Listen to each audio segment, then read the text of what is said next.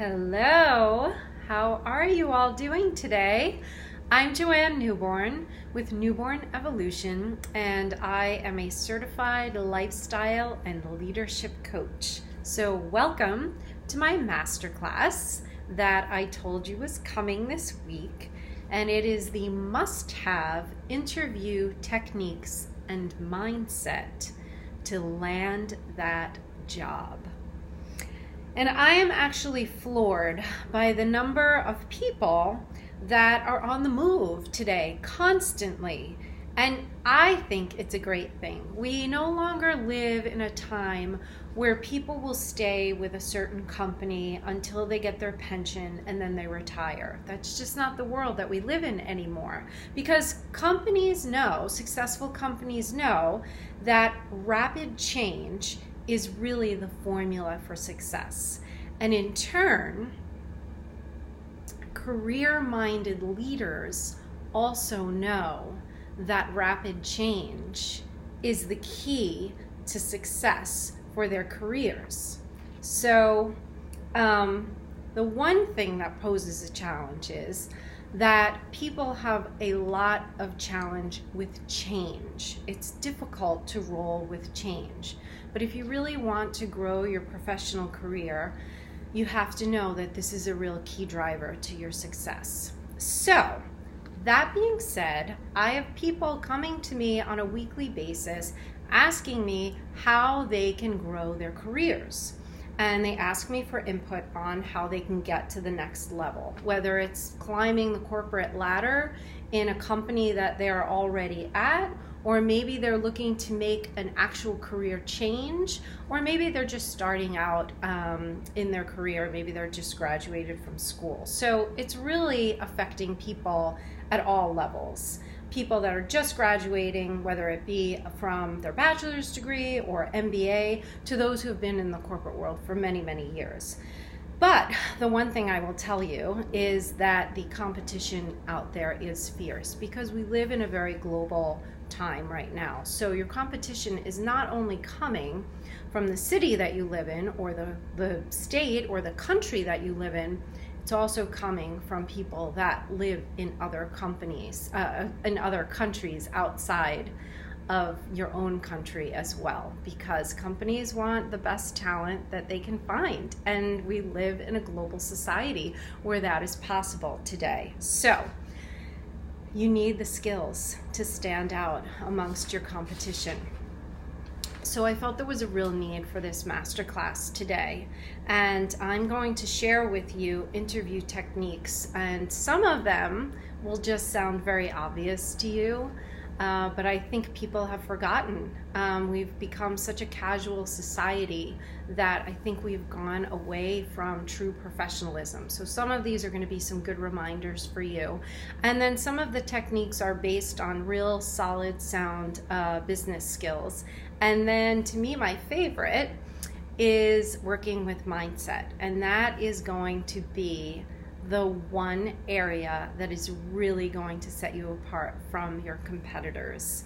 I really believe this is the most important element in having that success and getting from point A, the job I want, to point C, hearing you're hired. All of these skills and mindset is the B of the how to get there. So let's just get started. Number one, dress the part. I know this might seem obvious to you, but I cannot tell you how many candidates that I see that come into an interview for a managerial role and they're in business casual outfits. So please, I implore you, wear the suit, wear the business dress, wear the right shoes. Even if you do research on the company and you see that the company is a business casual company, please don't show up to the interview that way. I used to have a boss that used to say to me, dress for the part that you want, not the job that you have. Dress for the job that you want, not the job you have. I think that that is fantastic advice, and I have followed that all through my career. So I want to also say that I want you to be sure to wow them. And I really mean wow any person that you come in contact with in the company from the first impression, because the first impression that you make is the impression that they are going to remember you by. So it doesn't matter if you're coming in contact with an HR person or the receptionist at the front desk or the security guard or the person who's interviewing you who could be your potential boss. It's so important that that first impression is a very memorable impression. So dress your best. Number 2, arrive prepared. Please prepare for your interviews, for all your interviews, and bring copies of your resumes. I know this is another one that sounds like a no-brainer, but again, we live in a world that is very virtual and we have a tremendous amount of technology. And I have to say that my company actually uses an HR department that's in a completely different country. So the way they set up the interviews for me is that they embed the person's resume into the calendar invite. So first of all, a candidate is making a big assumption that I've printed out their resume. Number 2, they're making a big assumption that I'm going to have my laptop with me. So if they don't bring their resume with them, which happens often, I now have to take time from the hour that I've allotted to interview you to go get my laptop, open it up, go into the calendar, find your resume, download it. That's 10 precious minutes that you could be using to wow me or to be wowing the potential hiring manager that you're interviewing for. So it's a simple thing. Bring a few copies of your resume, and I would say bring more than one, because if you're doing really well in the interview process, the person might want to have you interview with their manager or someone else on their team. So I would say bring a minimum of at least 3 copies of your resume. And the other assumption is if you don't bring your resume with you, you also think that I've got lots of time on my hands to print out your resume. So me, as a person who's hiring for an open role on my team or anyone else, I'm not only doing my job, I'm also doing the job of the open role. So my time's really limited. So you want to think ahead, you want to be 2 steps ahead of the interviewer. So I implore you to please bring copies of your resume with you. Number 3, be enthusiastic. Again, you might be thinking, Joanne, why are you just saying these things that are so obvious? But I cannot tell you how many candidates that I meet, that I interview, and they come in and they have this attitude like they're doing me a favor. And I 100% believe that confidence is important. Confidence is very, very important, but arrogance is a huge turnoff. And I'm looking for someone who's going to be excited about the role, excited about working on my team, and really excited to work for the company. So that being said, you know what? Some nervous energy is fine. I'm not talking about the nervous energy that engulfs you and you can't think, but a little bit of nervous energy, I like to see that, because to me it means that the interview is really important to the person and that they're excited about it. So just keep that in mind. So now I'm going to get into more of the business, the solid business tools that will help you land that job.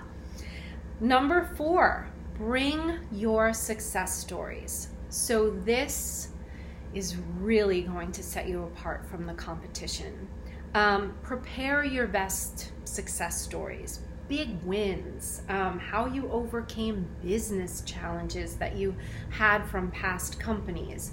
And if you're just starting out in your career, it's perfectly fine to bring success stories that you have from when you were getting your bachelor's degree, or from when you were getting your MBA, or perhaps you're on your condo board, or you're very involved with a charity.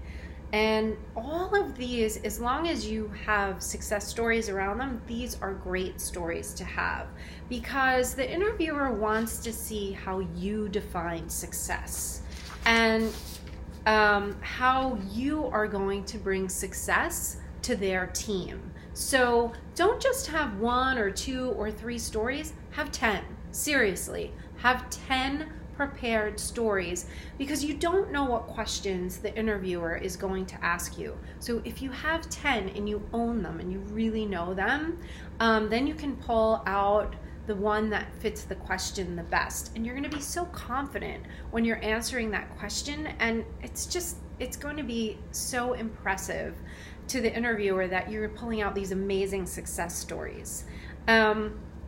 And I personally have done this throughout my career, and I would say it is the one thing that has really leapfrogged me ahead of my competitors when going for a certain position. And I'm a big fan of handouts, so I like to have my resume with me, and then I like to have my list of accomplishments with me as well, and I like to leave copies of that with the interviewer. Or I've also brought things in Excel documents, I brought PowerPoint presentations. It depends on how much you want to highlight about yourself, and I don't think there's anything wrong with it. I've had people interview for me, and they've handed me like an entire binder of their success stories, and I have to say I was blown away, because I know it takes time and energy and effort.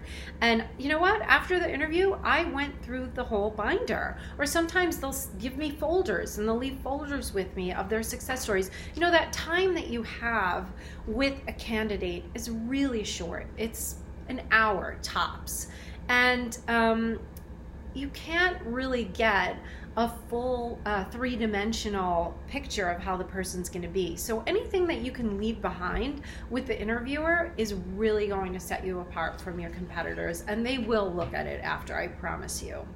And it just shows that you go the extra mile and you put the time and effort into your own career growth. The other stories that I would encourage you to prepare would be around gaps in your career. Now, there are a lot of understandable reasons for gaps.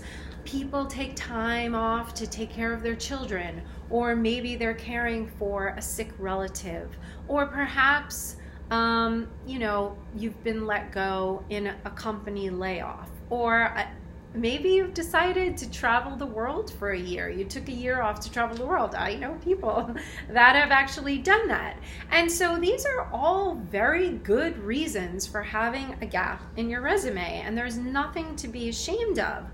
But people with gaps in their resumes, and I have one as well, get really worked up, and there's so much fear around the interviewer asking them about this gap that sometimes they sabotage the whole interview with worrying about, is this question going to come? First of all, no, yes, the question is going to come. So the answer is to have your story and own it and feel really good about it. Know the question will come, and then just feel totally confident in the answer that you're going to give. I'll give you a quick example for the gap that's on my resume when people ask me about it. I worked for a foreign company, and the dollar exchanges had changed, and it became more costly for them to do business in the United States and Europe. So they decided to restructure the offices that they had in the United States and in Europe. But I'm talking to the interviewer in an incredibly intelligent way, and I actually don't even get to have the whole story come out, because as soon as I really get through the first sentence or two, they go, okay, I get it. Okay, let's move on. So it's such not a big deal at all. The interviewer just wants to feel like they can trust you, like they're being told the truth. So that's why I say have the real story prepared, and own it, own it. It's totally fine.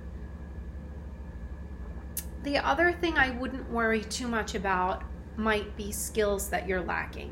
It's another question if you're just not a right fit for the job. But if you have one or two skills that might be lacking, don't bring it up. Don't talk about it. No one is going to notice when you are accentuating the positives. All they are going to do is be wowed by your success stories. So remember that, and don't let your mind take you on a wild goose chase of what you might be missing from your resume. Okay, it's getting juicy now, right? So number 5, be solution oriented. This is really important because companies today move at the speed of light. They all do. And workloads are heavier than employees can bear. And this is the truth. So directors and vice presidents, they need teams that can find solutions to their problems fast. They are working at such high speeds today. So illustrate how you are solution focused and how you find solutions to problems. Remember, the interviewer has a need to fill. They're looking for someone as quickly as possible to fill this role. So the more you can show them that you are finding solutions to their problems, the quicker you will move into the role. Number 6, ask questions. Be sure you come prepared with a list of questions.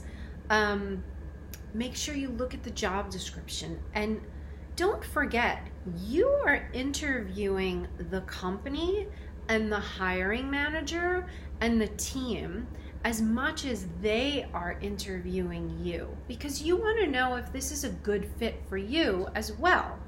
So think about some of the things that you want to know about the company, the department, the team. Although the one thing that I do highly recommend is do not ask questions about salary, bonus, benefits. Like, wait till you get an offer to ask those kinds of questions. So the kinds of questions that I'm talking about are, what are the biggest challenges that you expect this candidate to solve for the company? Or what are the 3 best things that you love working for this company? Or what are the 3 biggest opportunities that this role can bring to the company?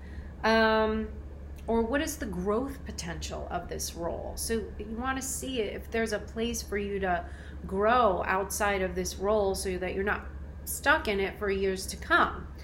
So those are, highly intelligent questions, and it kind of shows that you really thought about it before you got to the interview. And then, of course, as things come up during the interview, you might want to add other questions to your list as the interviewer is telling you about the role as well. Number 7, be professional at all times, please. I know this is another obvious one, but I will tell you, and I'm telling you a lot of these things because I can't believe some of the things that have happened on the interviews that I've been having, and I've had an open role on my team for a long time. So I interview people quite often. So I have a manager on my team who reports to me, and I have her interview all the candidates after I interview them. And she can talk to them more about the day-to-day tasks, and she can give them a view of what the role and the company is like from that managerial level. Well, her interview is just as important as my interview because she and I talk immediately after the interviews are over. And I am shocked at the number of times where candidates feel so relieved after they meet with me that they were so relaxed that they just start cursing in front of her, and they're throwing F-bombs around like they're candy. And remember, she is a member of the team that you potentially will be working for. So keep it professional at all times, no matter how cool the interviewer may be. Now, I'm not telling you that you shouldn't be authentic, but at the same time, remember who your audience is and what you're trying to achieve. Number 8, send a thank you note. Again, you might be saying, obvious, but a lot of times people don't. Sending a thank you note via email is totally fine. Send it. It doesn't matter if it's 1 or 2 days after. That's totally fine. But the interviewer is waiting for that thank you note because they want to see how interested you are in the role. So if you don't send it, it will probably be a strike against you. The other thing is, I will ask that you respect the personal time of the interviewer. I always give people my card. I tell them to get in touch with me if they have any questions that they think of after the fact. I've had quite a few people text me nights and weekends to either ask me a question or to ask me where they are in the hiring process, if they got the job or not. I'm not your buddy. I'm not your friend. I'm not your girlfriend. So go back and see number 7 about keeping it professional at all times. Do not text the interviewer nights and weekends. Respect their personal time. And so number 9, it's my favorite. It's the biggest. It's working with mindset. This is going to be the most important technique that no other candidates will be practicing, and it's going to put you so far ahead of your competitors, far ahead of your competitors. So where do we start with that? Before, during, and after the interview, I want you to observe your mind. What is the mind chatter saying to you? It could be saying things like, who do you think you are to be going for this role? Who are you to want more? Oh, the other candidates are probably going to be much smarter than I am. And what fears are arising within this mind chatter? Thoughts of, oh, will I be out of a job forever if I don't get this job? Or am I going to be stuck in this other job that I can't stand if I don't get the job? Or I'm too old to start over. Or I don't have the right experience. Someone's going to have better experience than I do. I want you to start to write down and journal all these thoughts that are coming up. And I want you to observe how these thoughts are hijacking your opportunity to shine. Because if you go into the interview with these thoughts in your mind, it's going to seep into your energy during the interview. And the interviewer will pick up on this. They will just feel that something is off, and they might not know what it is, but they're not going to feel this enthusiastic, excited, confident energy coming from you. The other piece is that many candidates start to become very anxious after the interview is over. And they may email or text HR or the hiring manager on a daily basis to know where they are at in the interview process. The truth of the matter is, you may have blown that interview out of the water and you might be the leading candidate, but things come up at companies all the time. Things get delayed, people travel, there may be big meetings that are coming up. So you may be the top candidate, but you really need to start to cultivate and practice patience, gratitude, and non-judgment. And I want to talk about those three things for a minute. So I want you to ask yourself, how can I be more patient in this process? How can I enjoy the time from when the interview ended to when I hear back from the company? How can I enjoy that space of time without worrying the whole time? So if you're out of work, my recommendation is go do something that you love.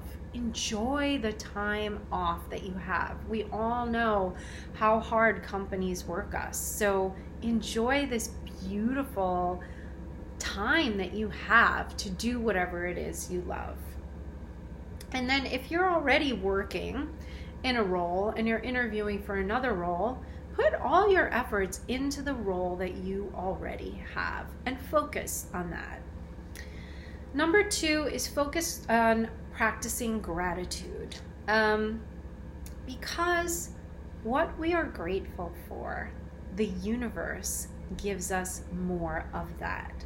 So be grateful for the interview, the opportunity to potentially get this wonderful role.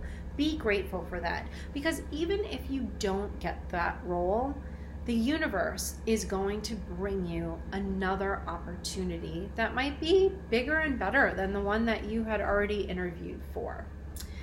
So the third one is, can you practice non-judgment? So you may have negative thoughts arising around the interviewer, the company, the other staff, other team members, and your fellow candidates.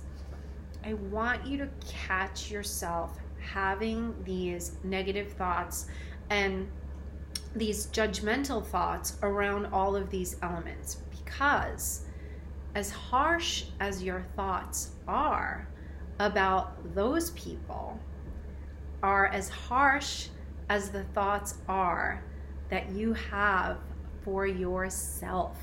We don't even realize how much we are beating ourselves up.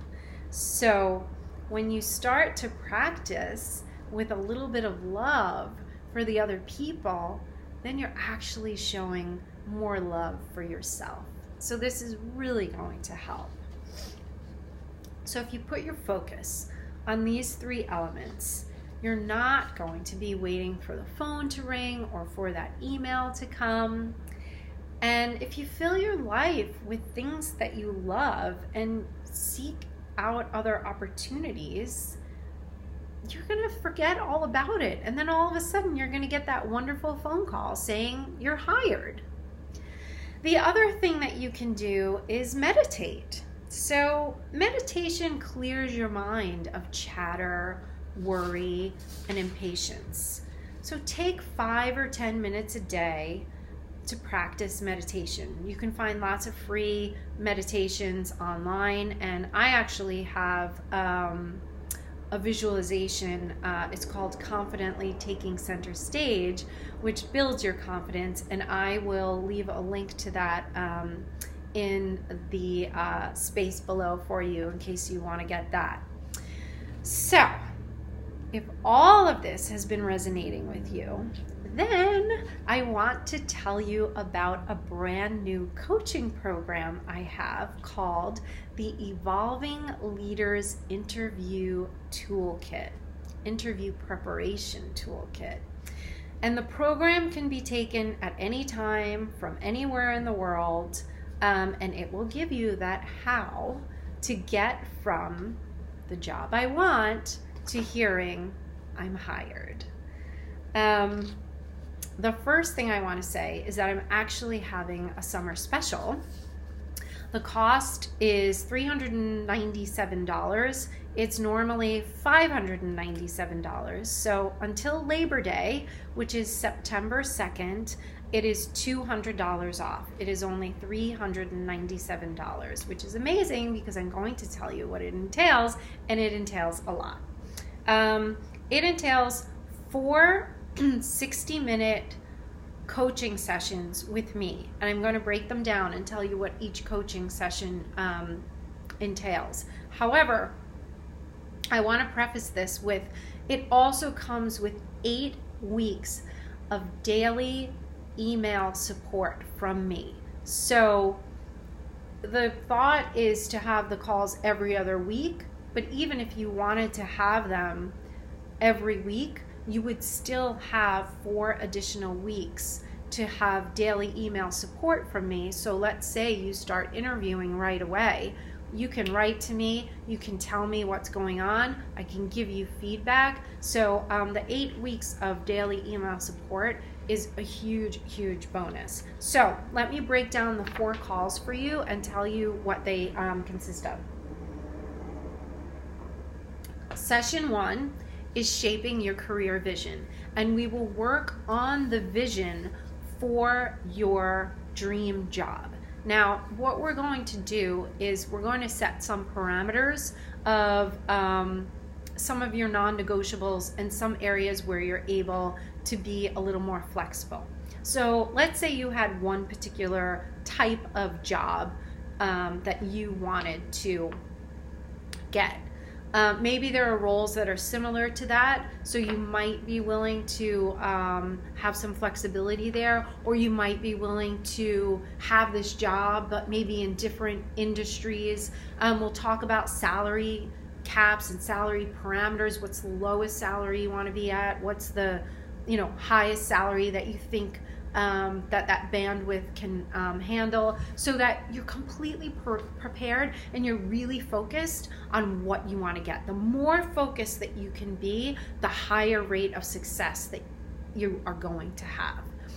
Also with that, we're going to do resume review and your LinkedIn profile review. So this again is why the email support is so important, because you can send me your resume and your LinkedIn profile link before we even start our calls, and I will go through your resume and LinkedIn file, and so I will make some edits and suggestions and ways to make it more concise, better, put some new things in, and I will send that to you before we even have our first call, so that our first call is just so chock full of really great learnings and defining like who you are in your career journey. So session 2 is success stories. So I said success stories are one of the most important ways to set you apart from the competition. So we will build your accomplishments lists. We will build those 10 stories that you feel so grounded in and that you own, these big wins, these big successes that you had, that it's a tool in your toolkit that you'll just pull out when the interviewer asks you a question that this story fits. And you're just going to feel so confident once we put these stories together. And the last thing that we will cover on session 2 is the gaps, any gaps that are in your resume, and we will create and build those stories around the gaps again, so that you just feel completely confident the way I do. When someone asks me, like I said, I don't even get 2 sentences in to that, and then they're like, I get it, no problem, let's move on. So I want you to just feel good about that. I want you to feel good about any kind of gaps that you had, and own it. The gaps for some reason served us, so we're just going to own it. So we're going to build those stories too. That's only call 2. Look at how much we've accomplished already. Session 3, yay, my favorite part. We are going to work with mindset, and this is going to be huge. We are going to discover the unconscious barriers that have been limiting your success. And we are also going to talk about how to manifest that dream job. That's going to be an awesome call. And then session 4, which is the last session, we're going to put it all together. Putting it all together. We are going to do a mock interview so that we can really feel comfortable with everything I put together. Like, I don't want you to put this all together and then you go out there and you feel like a little baby deer standing for the first time. We're gonna do a real mock interview so that you can feel so comfortable pulling out these success stories, talking about your gaps, thinking about how you talk to a potential interviewer, surprise things that might come up that you never thought about, and you'll be prepared for all of that. And I'm going to give you feedback, and then you're going to be ready to conquer the world. You're going to like move your competition right out of the way. And then again, we'll continue with those 8 weeks of email support through all of this. So you are going to be so supported for these 8 weeks while we prepare you to just edge out all of your competitors in your career success. And I'm so excited about this package. And I actually have clients that have purchased it already, and it's been amazing. It's been really amazing. So remember, the package is $200 off until September 2nd. That's a really big savings. So I hope that you take advantage of it. And if you would like to set up a free 30-minute career consultation to talk to me to see if this package is right for you, I'm going to put the link below to all of this. On that link is the link to set up the 30-minute free consultation with me, and you're welcome to do that as well. It has my whole calendar there for you. So, yeah, I want you to know that my clients here, you're hired.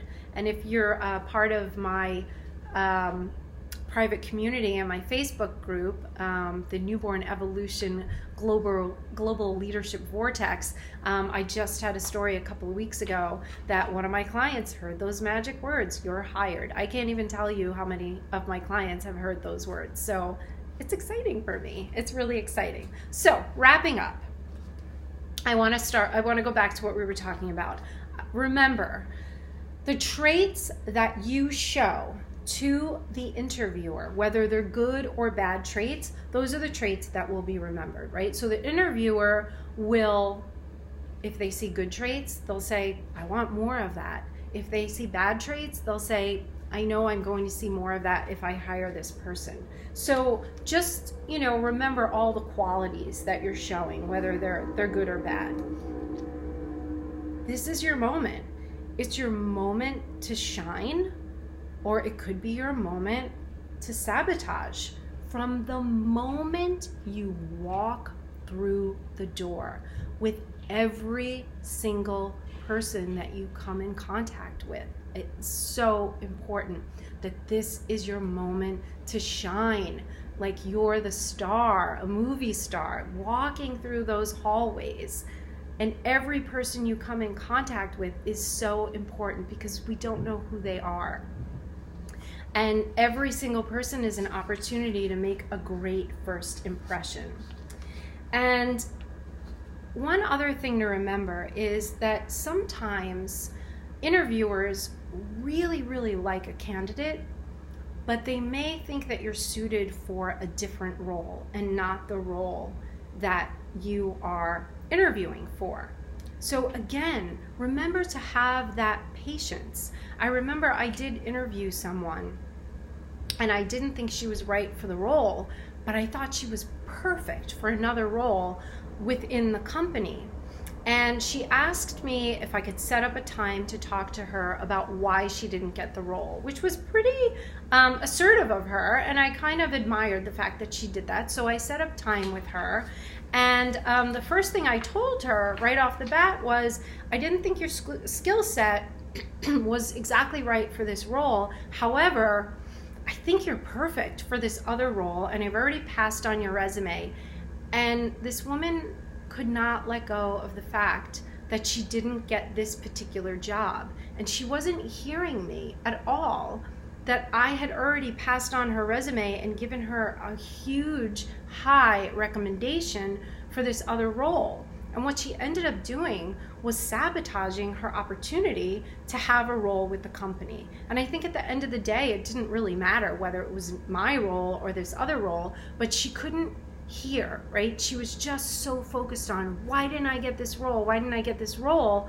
That she lost the opportunity. And what a shame, and what a shame. So remember that, like, you might actually end up getting another, maybe better role within the company. So always know that you're in the running. You're always in the running until you actually hear back that you're not. Again, don't let your mind chatter tell you it's over. I didn't hear from them for a week. I'm done. You're always in the running until you hear otherwise. You are the prize. Companies need you, and they are looking for a true leader to walk in that door. They want you to win. They are desperately seeking to fill that role as quickly as possible. They want you to be the right candidate. So remember, they're on your side from the very moment you step foot in the door. So I hope that you will take advantage of this summer special. I am going to have the links to both the confidence building visualization and then the Evolving Leaders interview preparation toolkit below. And I am confident that you will beat out the competition, you will rise to the top, and you will hear those magic words. So I'm wishing you love and light and leadership, and I'm going to see you real soon. Okay, bye-bye.